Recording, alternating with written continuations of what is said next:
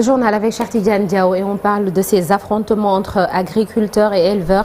C'est à Nguerhor, un blessé a été enregistré. Des affrontements ont éclaté ce mercredi entre les deux parties à Ndiogoy, plus précisément dans la commune de Nguerhor à Mbour. Selon Dakaractu, un blessé a été enregistré au cours d'une bagarre.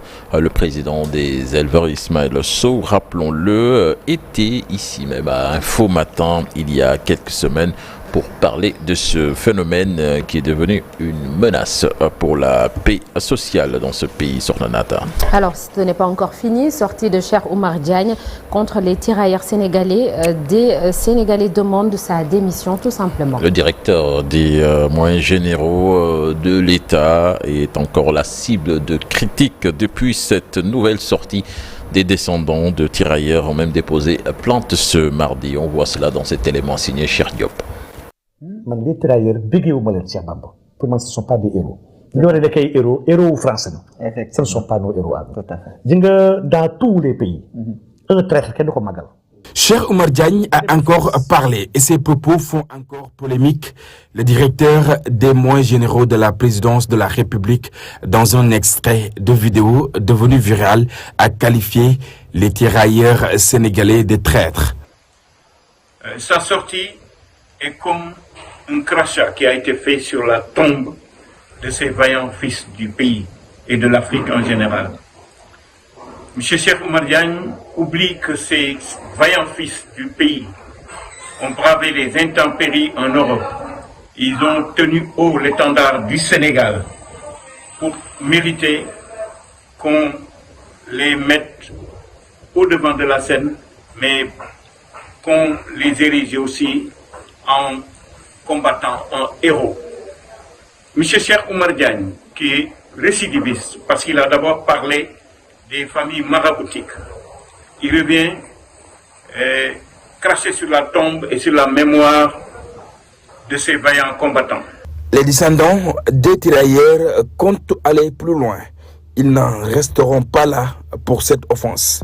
Donc nous avons fait une plainte qu'on va déposer au tribunal de grande instance de Dakar aujourd'hui à 14h. Donc on vous donne rendez-vous aujourd'hui à 14h au tribunal de grande instance de Dakar. Et au-delà de la voie judiciaire, c'est le président de la République qui est appelé à sévir contre le directeur des moyens généraux de la présidence de la République. M. Cheikh Oumar Diagne devrait savoir que porter un titre ou agir dans le cercle présidentiel ne vous donne pas droit vraiment de dire tout ce que vous voulez. Surtout quand il s'agit de gens comme les tirailleurs. Je voudrais lui dire aussi et lancer un message au président de la République. M. Cheikh Oumar Diagne devrait nous dire exactement que va-t-il faire des moyens qui ont été déployés pour honorer ces tirailleurs. Que va-t-il faire de la gerbe de fleurs qui est déposée par le président de la République pour traiter de gens qui ne comprennent pas tout ce qui célèbre ces tirailleurs-là. Cette sortie polémique n'est pas la première de Cheikh Oumar Diagne. Ses propos équivoques contre les familles religieuses et tariqa au Sénégal avaient suscité polémique et provoqué une vive indignation dans la société sénégalaise. Reste à savoir si son communiqué pour préciser sa pensée suffira à dissiper la polémique. Promotion de la destination Sénégal et relance des activités touristiques à Saly. Les acteurs du tourisme se félicitent de l'engagement du président de la République de faire du tourisme un moteur de croissance économique en cohérence avec l'agenda national de transformation Sénégal 2050. Toutefois, il plaide pour la sécurité dans la station balnéaire de Saly confrontée en manque de sécurité. Nous écoutons Eladi Gissi Thiomban, le directeur de FRAM, interrogé par Ndei Matidjan et Mamadou Gueye. Le président de la République a récemment porté le tourisme dans ses secteurs prioritaires. Il a compris que le tourisme aujourd'hui est un secteur porteur d'emplois et un secteur aussi créateur de richesses. Je pense que les autorités viennent de s'installer. Il faut avoir l'espoir. Nous sommes déjà dans les secteurs prioritaires, c'est le plus important et les autorités manifestent tous les jours, en tout cas depuis qu'elles sont là, leur volonté de pouvoir aider ce secteur-là pour qu'il aille de l'avant. Nous sommes tout aussi confiants que, Inch'Allah, ce secteur ira de l'avant. Mais la destination se porte bien. Pour preuve, vous êtes venu dans un hôtel qui est rempli, grâce à Dieu. Nous touchons du bois. C'est un hôtel qui se vend bien, aussi bien au niveau international qu'au niveau local. Le secteur se porte bien. Saly, c'est d'abord, il faut que les acteurs de Saly comprennent que Saly est leur lieu de travail.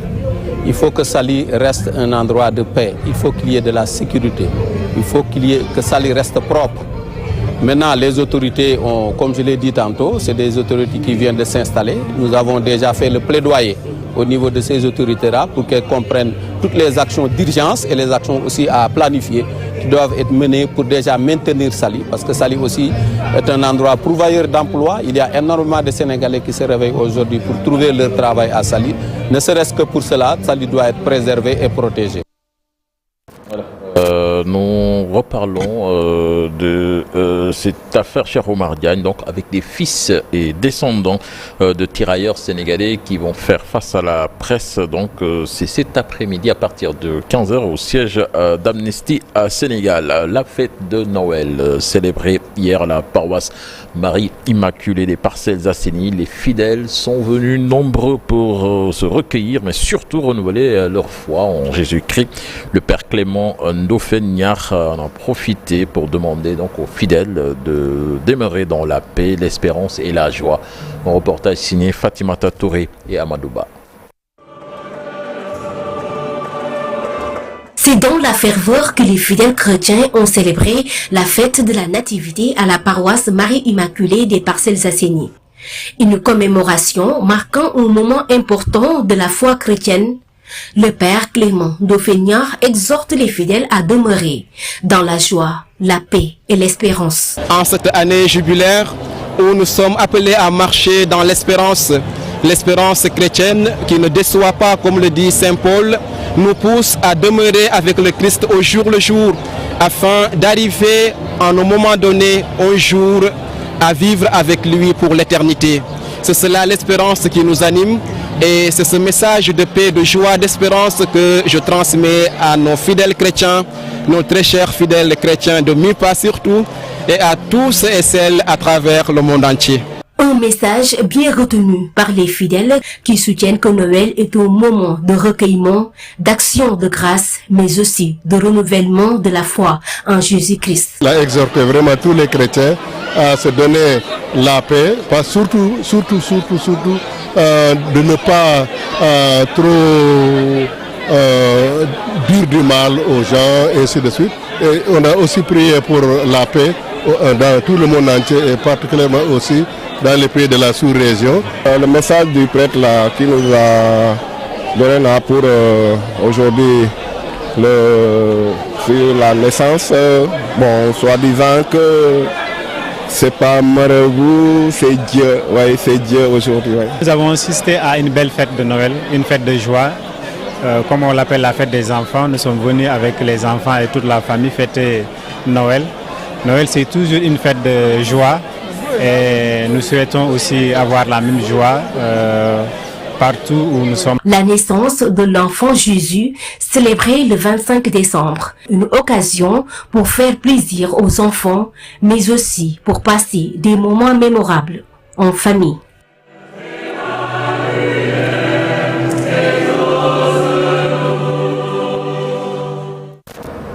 Merci beaucoup Fatima Touré. On parle de sport avec les violences au stade Maître Abdoulaye Wade, le Jaraaf lourdement sanctionné. Et selon la parution de l'Observateur de ce matin, le club sénégalais en lice en Coupe CAF écope de 4 matchs à huis clos, dont 2 sursis et une amende de 30 millions de francs CFA.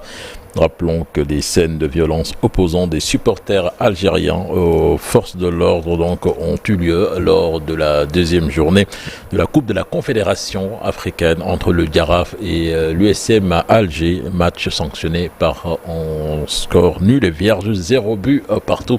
Nous en reparlerons tout à l'heure dans l'actu commenté sur Nanat. Oui, c'est cela. Ce sera tout juste après la revue de presse. Merci beaucoup, cher Tidiane Diao. À tout à l'heure pour le journal en Wolof et ce sera en Wolof et sous forme de brève. Toujours dans la première partie de la politique au menu d'un jour au Sénégal.